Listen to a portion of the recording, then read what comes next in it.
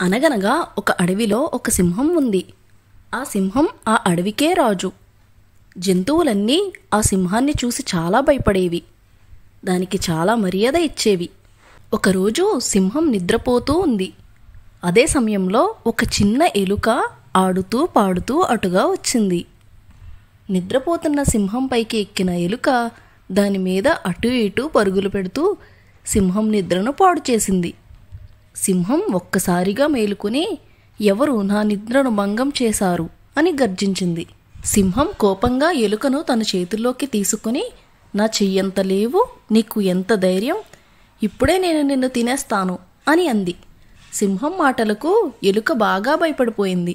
వెంటనే సింహంతో ఇలా అంది, సింహం మహారాజా, దయచేసి నన్ను వదిలేయండి. మీరిప్పుడు నన్ను విడిచిపెడితే మీకు ఎప్పుడైనా ఆపద వస్తే నేను మీకు తిరిగి సహాయం చేస్తాను అని వేడుకుంది. ఎలుక మాటలకు సింహానికి బాగా నవ్వొచ్చింది. ఏంటి, నువ్వు నాకు సహాయం చేస్తావా?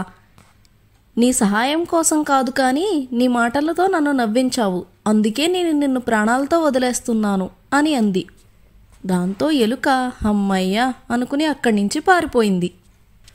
కొన్ని రోజుల తర్వాత అడవికి వేటగాళ్ళు వచ్చారు. జంతువుల కోసం వాళ్ళు వలలను పన్నారు.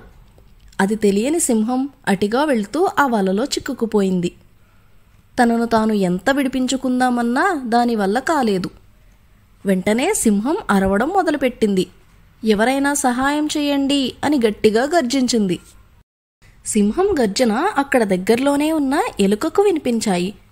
వెంటనే ఎలుక పరుగు పరుగున అక్కడికి వచ్చి సింహంతో ఇలా అంది, సింహం మహారాజా, నేను మీకు మాటిచ్చాను కదా, మీరు ఎప్పుడైనా అపాయంలో పడితే నేను మీకు సహాయం చేస్తానని. ఇప్పుడు ఆ మాట నిలబెట్టుకునే సమయం వచ్చింది అని అంది.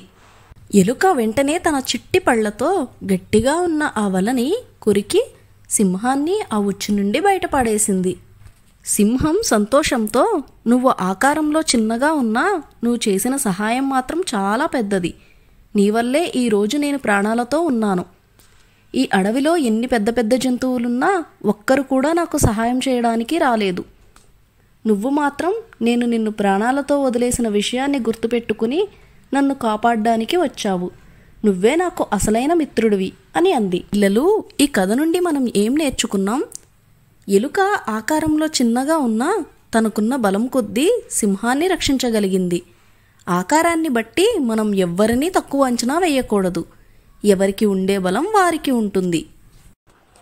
మీకు ఈ వీడియో నచ్చినట్లయితే వెంటనే లైక్ చేయండి. ఇలాంటి మంచి వీడియోస్ కోసం మా ఛానల్ని సబ్స్క్రైబ్ చేయండి. Thank you for watching.